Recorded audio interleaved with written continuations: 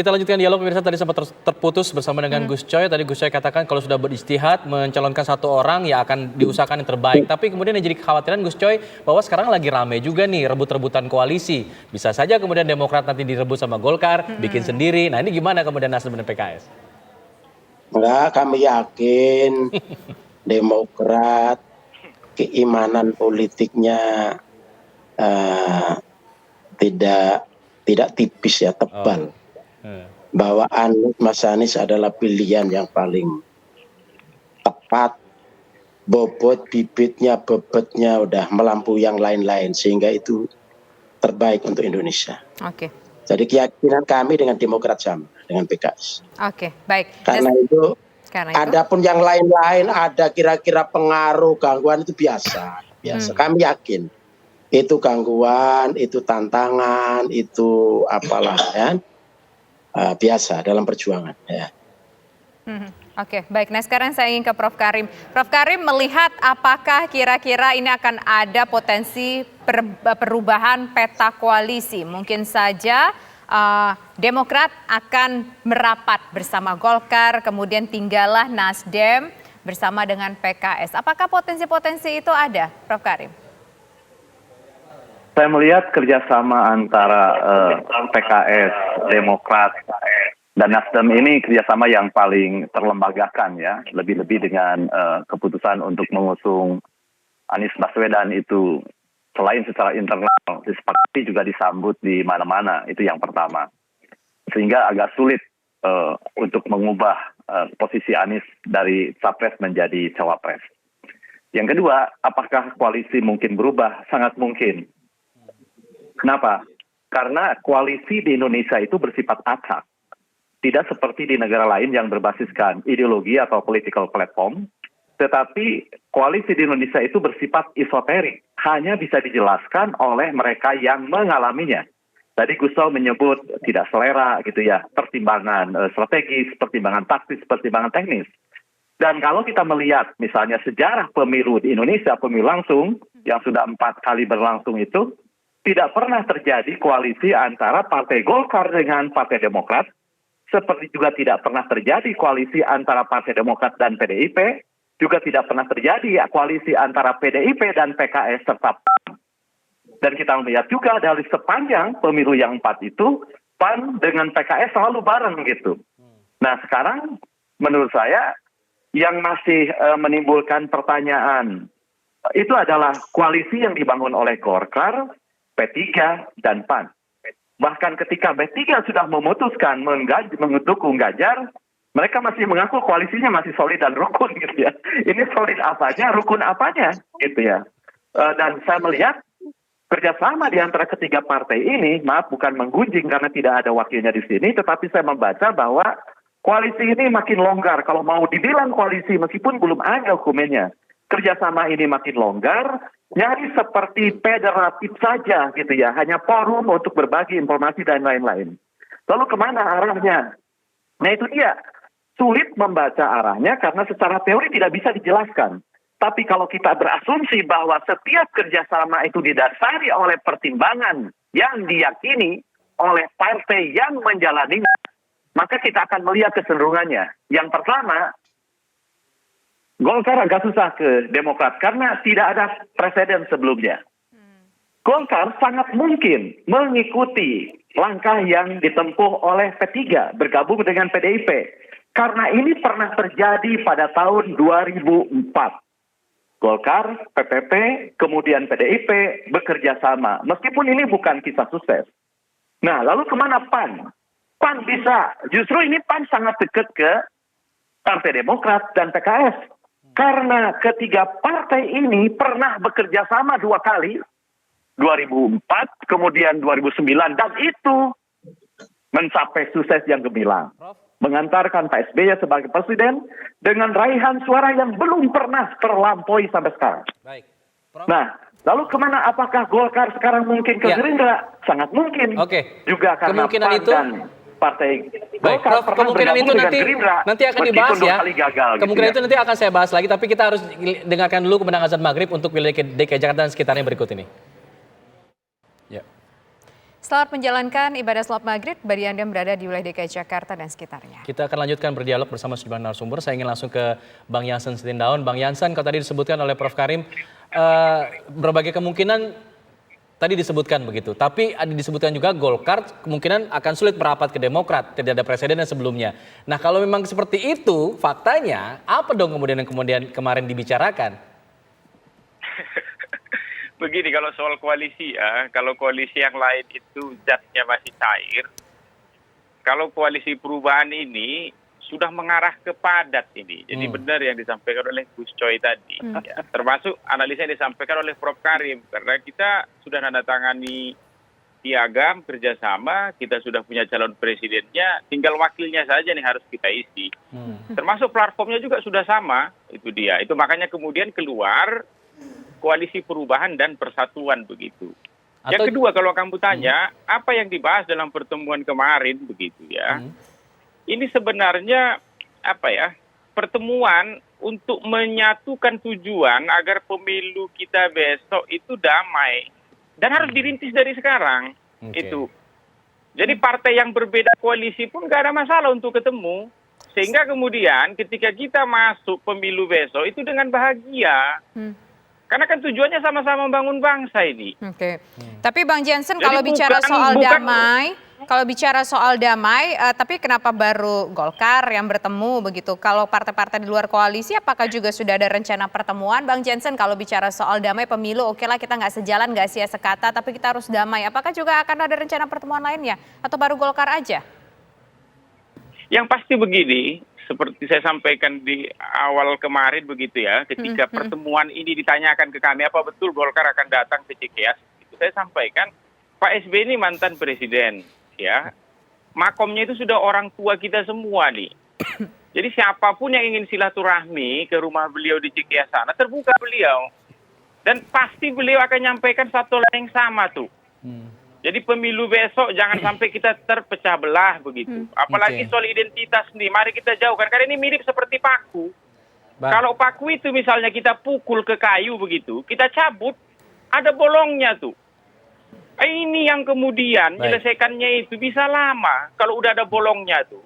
Itu makanya semangatnya begitu. Semua partai mari kita duduk sama-sama, tujuan kita ingin bangun bangsa ini. Kalau bisa pemilu besok kita buat adem gitu. Kita masuk pemilu jangan tegang-tegang. Kalau khusus untuk Golkar begitu, kami sekarang memang juga, gini sedikit, bentar. Khusus untuk Golkar, kami sekarang juga sebenarnya dalam tanda kutip berkoalisi untuk menggagalkan begitu soal sistem tertutup yang sedang disidang di Mahkamah Konstitusi. Posisi kami dengan Golkar sama. Jadi jangan kemudian, itu makanya kemarin Pak Erlangga mengatakan, ya mirip olahraga lah. Kalau sudah running dia, sudah jalan, jangan diubah aturan di tengah jalan. Jadi kami, Nasdem, PKS, Golkar, Gerindra begitu, dalam tanda kutip sekarang juga kami sedang berkoalisi nih. Itu. Jadi tolong Mahkamah Konstitusi melalui TV One ini juga, ya jikapun besok diputuskan begitu, tetaplah pemilu kita 2024 ini sistemnya ya sistem terbuka. Oke, itu jadi perbincangan lainnya Bang ya. Itu jadi perbincangan di tema lain. Tapi yang mau saya tanyakan, kalau misalnya tadi tujuannya adalah ingin pemilu supaya adem, Demokrat bisa dong ketemu PDIP biar kemudian lebih adem lagi. Kapan nih? Adakah rencana ke sana? Kalau soal ketemu itu, ya semangat Demokrat ini bertemu dengan siapapun kita terbuka. Pak SBY itu sekali lagi bertemu dengan siapapun terbuka begitu. Beliau tidak membatasi diri begitu. Tinggal kemudian yang mau bertemu itu mau bertemu apa enggak kan gitu kembali nih. Biarlah kemudian publik menilai. Kalau Partai Demokrat kita terbuka, kita tidak eksklusif, kita inklusif begitu. Karena membangun bangsa sebesar ini, bahkan misalnya dia menang pemilu sekalipun partai itu nggak bisa sendiri dia. Tapi inisiasinya harus dari Demokrat juga kan bisa Bang? Kalau bisa sendiri ngapain Pak Jokowi bangun koalisi sampai hampir 80% begitu? Kan begitu dia. Baik. Jadi untuk bangun bangsa ini ya seluruh elemen anak bangsa, khususnya partai-partai politiknya, ya itu harus bersatu. Yang pertama kali ya prinsip harus kita pegang adalah jangan pemilu kita besok itu terpecah belah. Kalau dia sudah terpecah belah begitu, menyatukannya lagi sulit, butuh waktu begitu dia. Sedangkan kita ini punya bonus demografi. 2045 kita ini 100 tahun begitu. Baik. Nah sekarang saya ingin ke Gus Coy. Gus Coy masih bersama kami? Oke, tampaknya sudah terputus. Saya ingin ke Prof. Karim ya. Prof. Karim, kalau dilihat koalisi tetap padat. Oke, kalau merujuk apa yang disampaikan Bang Jansen dan Gus Coy tadi, koalisi tetap padat berarti tetap akan ada nama Anies Baswedan sebagai calon presiden. Artinya kita sekarang berasumsi ada 3 nama. Ganjar Pranowo, Anies Baswedan, Prabowo Subianto. Bagaimana melihat pertarungan 3 nama ini kalau maju ke Pilpres nantinya 2024? Akan sekuat apa? Ya, menurut saya tidak bisa dibaca sekarang ya, terlalu dini kita membaca itu karena wakil presidennya belum ada, itu yang pertama. Yang kedua karena koalisinya juga belum ajeg gitu ya. Hanya Nasdem, Demokrat, PKS yang sudah sangat solid. Tetapi kedua partai ini kemana larinya? Golkar, PAN ini akan kemana? Apakah akan ke Gerindra gitu ya seperti sebelumnya? Atau akan ke PDIP karena Golkar bisa ke Gerindra, bisa ke PDIP karena sebelumnya juga pernah melakukan hal itu ya. Meskipun saya katakan di antara partai politik yang ada itu kan sebenarnya secara ideologis itu nyaris tidak ada pertentangan. Dan sering saya katakan sebenarnya partai politik di Indonesia itu hanya 2 dengan beragam nama gitu ya. Kenapa saya bilang hanya 2 ya? Partai pemerintah dan non pemerintah. Sebab misalnya irisan kesejarahan, filogeni atau sejarah kekerabatan antara Golkar dengan Nasdem, Golkar dengan Demokrat kan sama-sama saja sejarahnya dari Golkar ya. Nah, tetapi ada beberapa hal yang memungkinkan kerjasama itu terbangun atau tidak.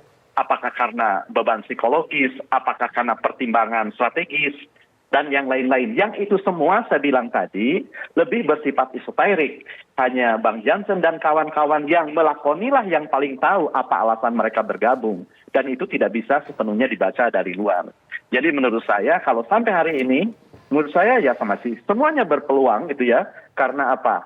Karena kalaupun misalnya ada survei sekarang menyebut dengan angka yang berbeda-beda, saya katakan bahwa apa yang disurvei sekarang, kandidat itu kan nyaris dalam keadaan diam terhadap lainnya, diam terhadap kompetitornya. Kenapa? Karena sekarang Anies Baswedan bekerja sendiri, Ganjar Pranowo bekerja sendiri, Prabowo Subianto bekerja sendiri, tidak pernah saling membantah, tidak pernah saling menyerang, tidak juga saling bertahan. Seperti halnya sudah terjadi debat, seperti halnya sudah terjadi kampanye. Jadi menurut saya terlalu dini kita membacanya sekarang karena alat-alat ukur yang bisa menentukan kinerjanya belum terbangun. Kalau Prof tadi katakan sepertinya sulit Golkar merapat ke koalisi perubahan, ya ada Demokrat di dalamnya. Apakah memang tidak mungkin itu? Piagam yang sudah ditandatangani oleh 3 partai tadi, koalisi perubahan, tambahlah satu lagi tanda tangan dari Golkar misalnya.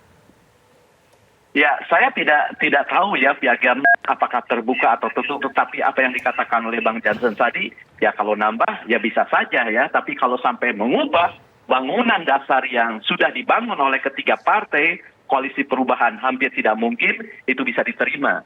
Kenapa saya bilang tidak ada presiden gitu ya, kerjasama antara Partai Demokrat dengan Golkar? Tadi saya katakan, karena secara teori tidak ada yang bisa menjelaskan pola koalisi di Indonesia yang bersifat acak itu, maka saya gunakan preseden atau pola-pola sebelumnya yang terjadi sejak pemilu 2004, 2009, 2014, 2019, karena keempat pemilu itulah yang berlangsung secara langsung. Dan ketika dilihat modelnya, coraknya yang memang bersifat acak, tidak ada pola khusus. Hanya PAN dan PKS dalam keempat pemilu itu selalu bareng. Selebihnya tidak pernah terus-menerus bareng, tetapi ditemukan partai-partai yang tidak pernah bekerja sama setidak-tidaknya selama 4 pemilu ke belakang. Yaitu sekali lagi misalnya antara Partai Golkar dengan Partai Demokrat dengan PDIP, PDIP dengan PKS, PDIP dengan PAN gitu ya. Jadi itulah pola sebuah pendekatan etik sebenarnya. Saking saya tidak tahu teori apa yang bisa menjelaskan pola koalisi, maka saya mencoba menggunakan pola pikir yang melandasi kerjasama yang dibangun oleh partai-partai yang menjalaninya, yakni dengan cara menggunakan presiden atau apa yang sudah terjadi sebelumnya. Jadi sekarang bisa saja, misalnya sekarang kita buat sejarah nih, belum pernah sebelumnya kita lakukan yang pertama, ya bisa saja. Baik. Sekarang saya ke Mas Bang Jansen. Bang Jansen, ini koalisi Indonesia Perubahan ini kan sudah beberapa waktu yang lalu diumumkan, nama capres sudah ada, tapi kita menunggu-nunggu tentunya nama cawapresnya. Kenapa nggak diumum-umumin juga? Toh kita tahu bahwa di Demokrat mungkin ada nama AHY, kemudian juga mungkin ada beberapa nama lain juga yang digadang-gadang. Apa sih masalahnya, apa sih kendalanya nama cawapresnya kok belum ada?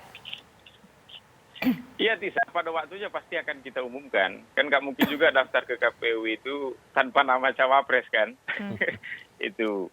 Jadi ya Apa sedang cukup kita alot godok dalam begitulah. apakah cukup alot dalam diskusinya untuk menentukan nama cawapresnya? Kalau dikatakan alot pasti ada diskusi. Ya namanya kita milih nama begitu. Ya, seseorang untuk kemudian maju jadi calon wakil presiden mendampingi calon presiden yang sudah kita putuskan. Ya pasti ada diskusi lah soal diskusi elektabilitas, soal diskusi chemistry-nya dengan Mas Anies dan lain-lain begitu. Jadi, Tenggat waktu lah, yang Bang. pasti begitu. Tenggat waktu kira-kira kapan? Kalau waktu belum bisa kita putuskan ya, yang pasti KPU itu baru membuka pendaftaran itu Oktober. Baik. Nah, Baik. jadi memang kalau kita umumkan sekarang capres-cawapres ya, kita bisa lebih dulu daftar ke KPU kan nggak bisa juga. Malahan kita minta begitu kepada Bawaslu khususnya, ya publik, media begitu, meminta kami Koalisi Perubahan, termasuk juga mungkin ya embrio koalisi-koalisi yang lain untuk segera mengumumkan calon presidennya begitu. Oke. Jadi Baik. jangan nanti kita bawa muter seperti kejadian Mas Anies begitu, Bawaslu terus menyemprit begitu. Ya. Seakan-akan Oke. kita buat pelanggaran begitulah dia. Oke, Nah, baik. ini penting juga regulasi ini ya, segera kita susun kalau memang ada hole, ada Oke. lubangnya, norma ini belum diatur begitu. Baik. Oke, baik. Terima Jadi jangan kasih. kemudian ini penting juga untuk semuanya, termasuk Mas Ganjar nanti, mungkin Pak Prabowo kalau segera akan diumumkan ya. Kalau Mas Anies kan sudah muter-muter. Baik. Nah, kalau tadi Prof. Karim pakai presiden begitu, ini contohnya presiden, faktual ini. Ya. Nah, kita disemprit begitu. Baik, nanti Jadi, kita padahal kan undang Bawaslu ya, Bang. Nanti Baik. kita mungkin di diundang topik yang lain, Bawaslu. Bang, kita akan bahas soal ini. Terima Oke. kasih, Bang Jansen. Sayang sekali waktu kita sangat Terima terbatas. kasih. Terima kasih juga Prof. Karim sudah bergabung bersama kami dan juga tadi bergabung bersama kami. terima Gus Coy. kasih. Selamat petang Salam damai semuanya. dari Bandung. Terima kasih. Salam damai, Bro.